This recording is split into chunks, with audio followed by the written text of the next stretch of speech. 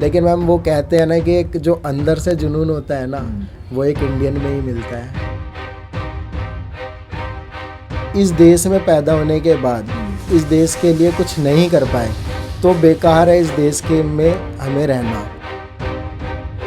एक पॉइंट से मैं आ रहा था, लास्ट में वो हमारा इंजरी, थाई में इंजरी हो गई थी जिसकी वजह से मेरी थाई चल नहीं पाई थी। दिल्ली में इतना खिलाड़ियों का सम्मान नहीं कर पाती सरकार। मैम मम्मा है मेरी और फादर की मेरी जब मैं 6 साल का था जब मेरे फादर की डेथ हो गई थी। मैम रशिया से भी मेरा कंपटीशन हुआ था, इजिप्ट से भी था और मैं लास्ट में अर्जेंटीना से मतलब मैं लॉस हुआ था। सबसे ज़्यादा प्रॉब्लम मैम फाइनेंस की आई है हमारे। इसके लिए हम मतलब इधर उधर भटकना होता था, किसी एमएलए के पास, किसी निगम पार्षद के पास। सरकार हमारी रूल कर रही है, उनकी तरफ से कुछ मिला आपको? सिर्फ आश्वासन मिला है।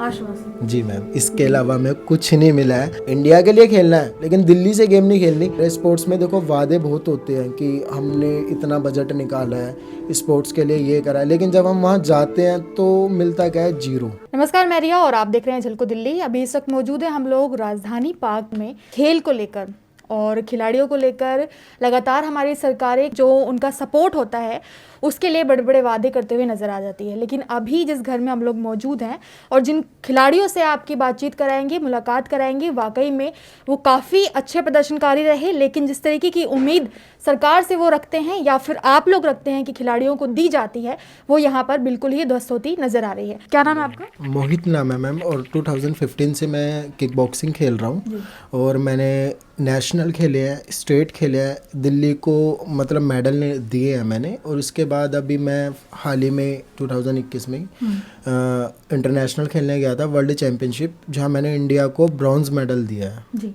अच्छा, तो ये मोहित जिससे आप बातचीत कर रहे थे, अभी दूसरे खिलाड़ी जो हमारे साथ हैं वो जुड़ चुके हैं। मेरा नाम सूरज है और मैं किक बॉक्सिंग प्लेयर हूँ। मैं भी मैम 2015 से किक बॉक्सिंग में कंटिन्यू हूँ। सर के अंडर में मैं ट्रेनिंग कर रहा हूँ। मैं सेमीफाइनल तक पहुँचा था इंटरनेशनल में, मैं हार गया उसमें। बाकी नेक्स्ट टाइम मैं एशियन गेम की तैयारी है। तो अभी आगे बातचीत करते हैं। सर आप ये बताइए कि किक बॉक्सिंग आप लोग खेलते हैं, आपकी जो जर्नी रही है उसमें क्या क्या मुसीबतें आई आपको? एक प्लेयर का जो सबसे बड़ी प्रॉब्लम होती है वो एक फाइनेंस होती है। अब प्रैक्टिस भी कर रहे हैं, अपना घर भी देखना है, अब जॉब भी करनी है, प्रैक्टिस भी करना है, उसके बाद फिर जब कोई टूर्नामेंट्स आ रहे हैं उसमें भी फीस सबमिट करनी है। प्रॉब्लम ये आती थी कि अपनी मेहनत तो करते थे पूरी, लेकिन लास्ट टाइम पे क्या प्रॉब्लम आती थी कि हमारे पास फाइनेंस नहीं हो पाता था, तो इसके लिए हम मतलब इधर उधर भटकना होता था। रूटीन क्या रहा करता था बेसिकली आपका? डेली का शेड्यूल ये था कि सुबह 5 से और 8 ओ क्लॉक तक हमारी ये स्टेमिना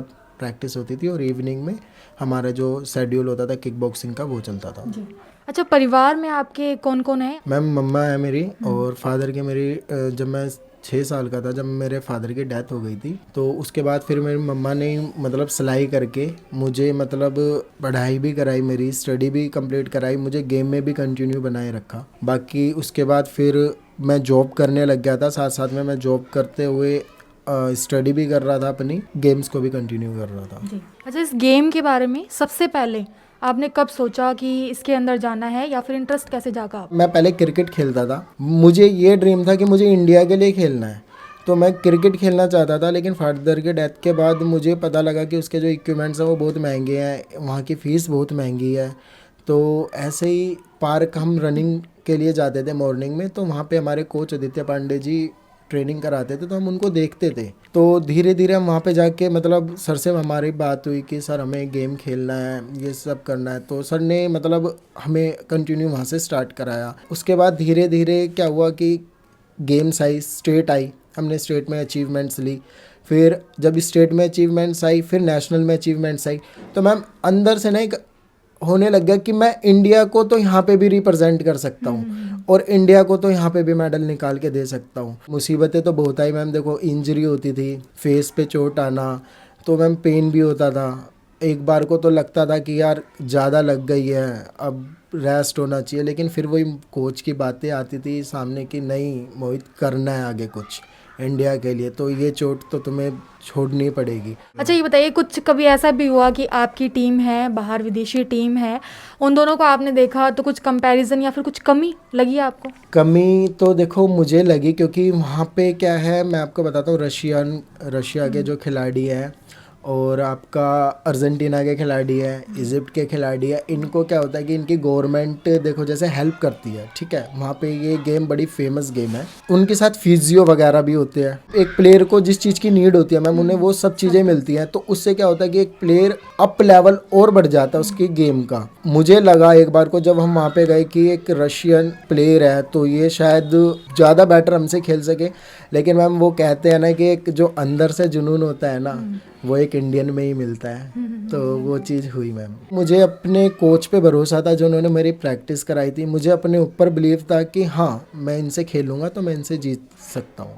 अच्छा, और जब मेडल आया वो गले में पड़ा उस टाइम पे कैसा लगा आपको? मैम फील तो बड़ा अच्छा था, लेकिन कहीं ना एक दिल में चुभन थी, अगर वो एक पॉइंट और आ जाता तो शायद आज यहाँ का मेडल ही मेरे गले का चेंज हो चुका होता। जो मेरी आज पोजीशन है आज वो पोजीशन आगे बढ़ चुकी होती, ब्रॉन्ज की जगह गोल्ड होता मेरा। तो एशियन में ज़रूर मैं मतलब गोल्ड लाके ही रहूँगा अपने देश के लिए, ये मेरा मैम एक ड्रीम हो चुका है अब। आप बताइए कि आपका सफ़र कैसा रहा वहाँ तक पहुँचने में? मैम सफ़र तो सेम जैसे मोहित ने बताया कि फाइनेंशियल दिक्कत और जो चोटें लगती हैं, और बस ये है कि अगर सरकार हमारी मदद कर दे तो प्लेयर क्या है कि सिर्फ वो गेम पे फोकस करेगा, वो उसको फिर कहीं फाइनेंशियल अरेंजमेंट या और किसी चीज़ों के लिए उसे भाग दौड़ करने की ज़रूरत नहीं पड़ेगी। अच्छा, आप बताइए सर कि आपने मतलब कब से ये मोटिव रखा कि मुझे किक बॉक्सिंग में ही जाना है या फिर आगे इसी में अच्छा करना है? मैम एक्चुअली मैं शुरू से जॉब करता हूँ, 2018 से मैं जॉब कर रहा हूँ, तो शाम को आने के बाद मेरे पास टाइम फ्री रहता था, 6:30 बजे घर पे आता था और 7:30 बजे मैं एकेडमी पहुँच जाता था। धीरे धीरे मेरा मतलब इंटरेस्ट आने लगा, मेरा वो जो फ्री टाइम था वो मेरा यूज़ होने लगा और मेरा धीरे धीरे इंटरेस्ट आने लगा गेम के अंदर। फिर नेशनल में मैंने सिल्वर भी दिया और उसके बाद फिर अभी मेरा सिल्वर आने के बाद मेरा सिलेक्शन हुआ, तो लेकिन यहाँ पर मैं थोड़ा सा चूक गया। तो घर से किस तरीके का मतलब आपको सहयोग है या फिर कोई रोक टोक हुई इस दौरान? नहीं मैम, घर से तो कोई रोक टोक नहीं है, घर वाले मेरी सपोर्ट करते हैं। एक्चुअली मेरे जो पिताजी हैं वो हैंडीकैप हैं, तो वो बेड पे ही रहते हैं, घर का खर्च मैं और मेरी मदर ही चलाते हैं। कभी ऐसा हुआ कि इंजर्ड हुए आप, चोट लगी आपको तो मन करा कि नहीं अब इसे छोड़ देना चाहिए? मैम चोट तो लगी है बट कभी ऐसा नहीं लगा कि भाई कि हम गेम को छोड़ दें। जैसा कि मैंने बताया कि सर हमें डेली मोटिवेट करते हैं और मैम अब एक वो चीज़ हो चुकी है, दिल में जुनून हो गया कि भाई देश के लिए कुछ करना है। आगे और कहाँ तक करना चाहते हैं? अगर ओलंपिक में आ जाती है हमारी, चाहेंगे कि भाई ओलंपिक में हम देश के लिए पदक लाएं। लेकिन आप बताइए कि अभी दिल्ली से या फिर जो भी सरकार हमारी रूल कर रही है उनकी तरफ से कुछ मिला आपको? सिर्फ आश्वासन मिला है।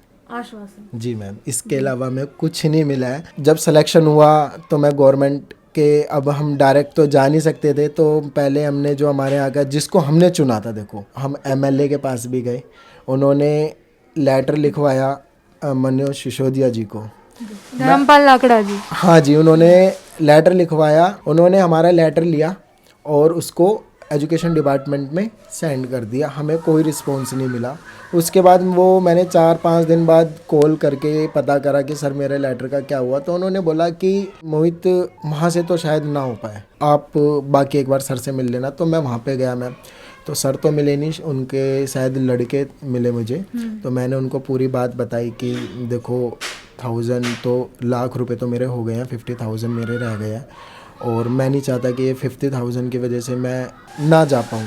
तो उन्होंने कहा कि मेरे क्षेत्र में 7 लाख आदमी हैं, मैं इंडिविजुअल किस किस की मदद करूँगा। तो मेरा एक उनको मतलब उस टाइम क्वेश्चन भी था कि सर क्या 7 के 7 लाख आदमी इंडिया खेलने जा रहे हैं? तो उन्होंने कहा कि नहीं, हम ऐसे इंडिविजुअल मदद नहीं कर पाएंगे। फिर हम अपने जो निगम पार्षद थे उनके पास गए, उन्होंने उस टाइम मतलब मैंने उनको बताई कि सर ऐसे ऐसे बात है, तो उन्होंने कहा ठीक है 50,000 मैं दूंगा। तो एक अंदर से उम्मीद जगी कि चलो अब मैं अपनी प्रैक्टिस पे ध्यान दे सकता हूँ। लेकिन होता क्या है कि मैम उन्होंने जो उनके पीए थे वो फ़ोन नहीं उठाते थे, ज़्यादा था तो वो मिलते नहीं थे। देखो फीस जमा करानी ज़रूरी थी, मैं अपनी प्रैक्टिस छोड़कर यहाँ पे आता था कि शायद मेरी हेल्प हो जाए, मगर मैम 17 की मेरी फ़्लाइट थी, 16 की इवनिंग तक इन्होंने मुझे मतलब बोलते रहे कि हाँ हो जाएगा हो जाएगा, और फिर लास्ट में फ़ोन ही उठाना बंद कर दिया।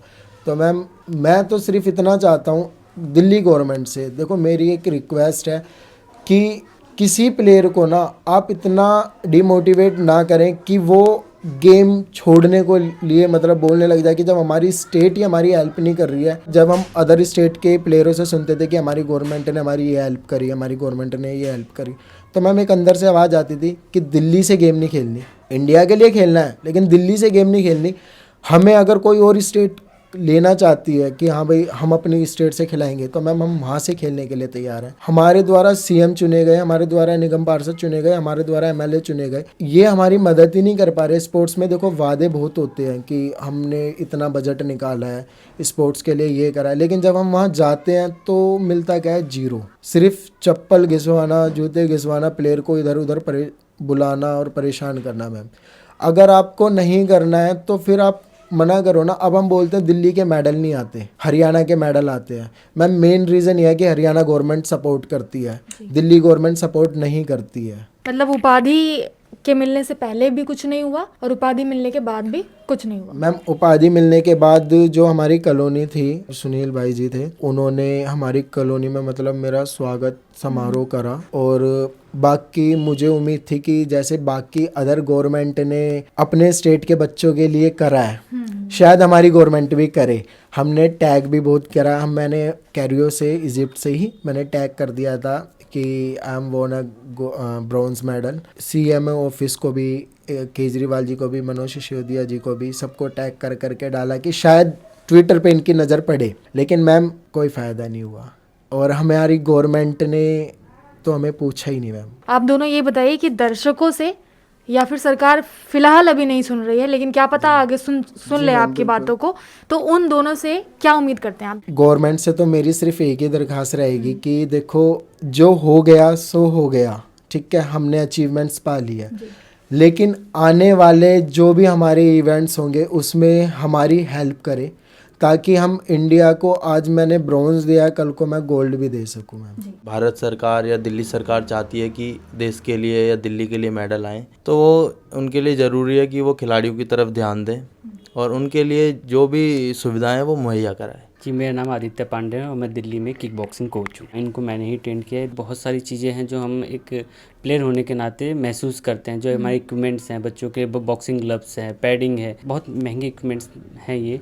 तो ये जिस तरह इन लोगों की कंडीशन, ये उसको अफोर्ड नहीं कर पाते थे, तो एकेडमी के द्वारा, मेरी एकेडमी के द्वारा इनको मुहैया करवाया जाता था ताकि ये अपने गेम्स को कंटिन्यू कर सकें। अच्छा, ऐसा लगता है आपको कि मतलब विदेशों में नाम तो कमाया है लेकिन ऐसा रह गया है कहीं पर कि लोग नहीं जान पाए इस बारे में? जी मैम, ये चीज़ मुझे खलती है। जैसे कि हमारे 30 प्लेयर गए थे, जिसमें से 26 हमारे मेडल रहे, जिसमें 11 गोल्ड मेडल रहे। उन सब बच्चों का उनके राज्यों में नाम हुआ है, लेकिन दिल्ली में इन बच्चों का नाम नहीं हो पा रहा। दिल्ली सरकार से मेरी दरख्वास्त है कि इनका भी मान सम्मान किया जाए। अगर हमारे खिलाड़ी का मान सम्मान नहीं हो पा रहा तो आने वाली पीढ़ियों को भी देख लीजिए कि आने वाले जो लोग, बच्चे हैं, वो गेम के साथ क्यों जुड़ेंगे, गेम में आगे नाम क्यों करेंगे। हम कहते हैं फिट इंडिया, हिट इंडिया, ठीक है। तो इस मुहिम के तहत अगर हम देखें तो हमें राज्य के स्तर पे ही काम शुरू कर देना चाहिए कि बच्चे, जो हमारे बच्चे खेल के आगे बढ़ रहे हैं, नेशनल मेडलिस्ट हो रहे हैं, स्टेट मेडलिस्ट हो रहे हैं, उनके बारे में देखा जाए, उनको जो चीज़ मुहैया कराई जा सके